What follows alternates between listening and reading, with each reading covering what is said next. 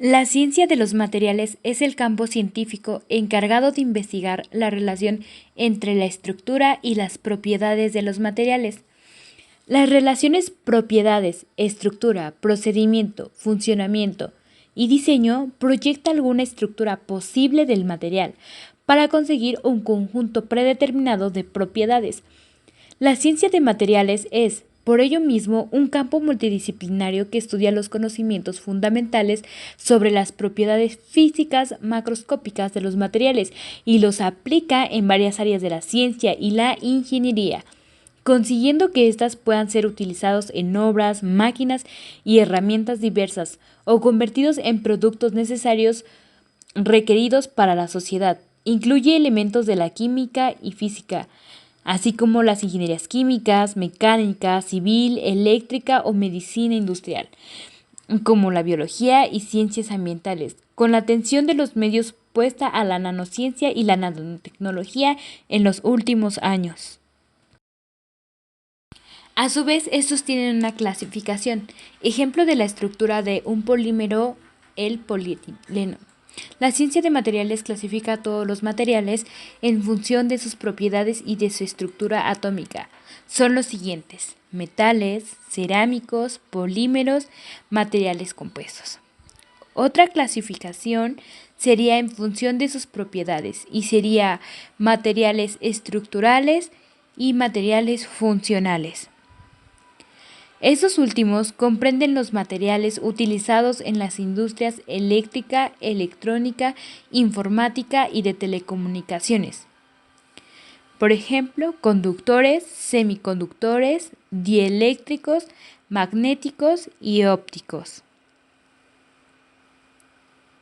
Algunos libros hacen una clasificación más exhaustiva, aunque con esas categorías cualquier elemento puede ser clasificado. En realidad, en la ciencia de los materiales se conocen como categorías únicamente los metales, los materiales cerámicos y los polímeros. Cualquier material puede incluirse en una de estas categorías. Así pues, los semiconductores pertenecen a los materiales cerámicos y los materiales compuestos no son más que mezcla de materiales pertenecientes a categorías principales. Aplicaciones y relación con la industria. Una de las técnicas relacionadas con esta ciencia es el modelo de lingotes. El avance radical en la tecnología de materiales puede conducir a la creación de nuevos productos o al florecimiento de nuevas industrias, pero las industrias actuales a su vez necesitan científicos de materiales para incrementar las mejoras y localizar las posibles averías de los materiales que están en uso. Las aplicaciones industriales de la ciencia de materiales incluyen la elección del material, su coste-beneficio para obtener dicho material, las técnicas de procesado y las técnicas de análisis. Además de la caracterización del material, el científico o ingeniero de materiales, aunque existe diferencia, muchas veces el ingeniero es científico o viceversa. También debe tratar la extracción y su posterior conversión en materiales útiles. El modelo de lingotes, técnica de fundido, extracción en alto horno, extracción electrolítica, etc., son parte del conocimiento requerido en un ingeniero metalúrgico o bien en un ingeniero industrial para valorar las capacidades de dicho material. Dejando aparte los metales, los polímeros y la cerámica son también muy importantes en la ciencia de los materiales. Los polímeros son un material primario usado para conformar o fabricar plásticos. Los plásticos son el producto final después de que varios polímeros y aditivos hayan sido procesados y conformados en su forma final. El PVC, polietileno, etc. son ejemplos de plásticos. En lo que respecta a la cerámica se puede citar la arcilla así como su modelo secado y cocido para obtener un material refractario. El almacén de materiales. El almacén de materiales están en existencia los materiales principales y más empleados para que los talleres puedan disponer de ellos según sus necesidades. Con esos materiales, el obrero especializado construye las piezas de trabajo por medio de útiles y de máquinas. Como materiales se emplean principalmente los metales que se encuentran clasificados en el almacén por categorías, formas o secciones. Los metales son materiales de gran valor. El obrero tiene que familiarizarse con cualidades y propiedades de los metales para saber manejar, elegir y trabajar correctamente.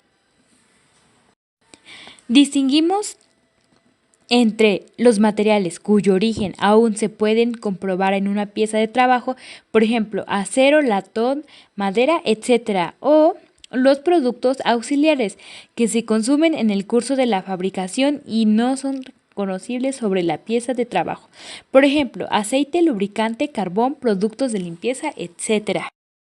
Los materiales se dividen en varios grupos. Los metales ferrosos son materiales más importantes, son fáciles de trabajar, se aplican bien a los usos más diversos y son económicos. La mayor parte de los útiles, maquinarias e instalaciones de nuestros talleres son de metales ferrosos, presentan propiedades muy diversas. Una barra redonda o plana tomada del almacén puede doblarse en la morsa sin que se quiebre, además puede forjarse. Por el contrario, una placa redonda de cocina apenas se deformará al querer doblarla, sino que se quebrará rápidamente. Esta placa no se podrá forjar, pues ha recibido su forma al ser fundida. Pues lo antes citado, vemos que hay varias clases de metales ferrosas, por lo tanto, no citaremos más de las dos más importantes. El acero, un material tenaz y forjable. Y B, la función gris, un material frágil, fundido y no forjable. Los materiales no ferrosos son todos los demás metales empleados en la técnica. No los encontramos bajo formas de cojinetes, válvulas, canalones o artículos domésticos. En razón de su rareza, son más caros que los metales ferrosos y no son utilizados más que para piezas de trabajo que tienen propiedades de las que no se disponen los metales ferrosos. Distinguimos según el proceso metales pesados tales como el cobre, el estaño, el zinc, el plomo, el latón rojo, etc. Y los metales ligeros como el aluminio, el duraluminio, el hidronalio, el soluminio, el electrón, etc. En el curso de los últimos años, la importancia de los metales ligeros ha aumentado considerablemente, principalmente en la construcción de vehículos, en la construcción de aeronáuticas, y navales y en la mecánica de precisión, donde se tiende a reemplazar el acero y la fundición gris por estos metales.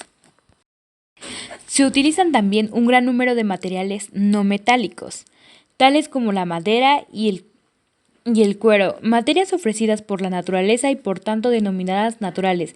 Se emplean también y en cantidad creciente. Materias sintéticas, es decir, producidas químicamente, llamadas materias plásticas. Las más conocidas son la baquelita, el celuloide y plexias, empleados en la fabricación de recipientes, interruptores, agarradores, etc. Estas materias son llamadas plásticas porque bajo el efecto del calor o la presión se deforman fácilmente. Las materias plásticas se fabrican con materias primas que provienen del país y se pueden aplicar de una manera excelente a un gran número de usos porque resultan muy económicas, sustituyendo cada vez más a los metales en ciertos usos, obteniendo pues la clasificación siguiente. Nociones fundamentales para conocer los materiales. Si se requieren determinar las propiedades de los materiales o si se desea ordenarlos en el almacén según su calidad, su uso o su trabajo de forma adecuada, es necesario conocer la naturaleza, el alcance y el origen de sus cualidades. Tenemos que la superficie de rotura nos muestra la estructura interior y que la estructura determina las propiedades del material. Y así también el material posee una resistencia. Una cadena puede romperse si se somete a la acción de una carga muy grande. Dureza. Los útiles deben ser duros para que no se desgasten y puedan penetrar en un material menos duro. Fragilidad. Cuando un material se quiebra fácilmente si está sometido a un esfuerzo de choque o de golpe o de flexión, se dice que es frágil. También tenemos ductibilidad, tenacidad, elasticidad y por supuesto las propiedades de un material dependerán también de su composición.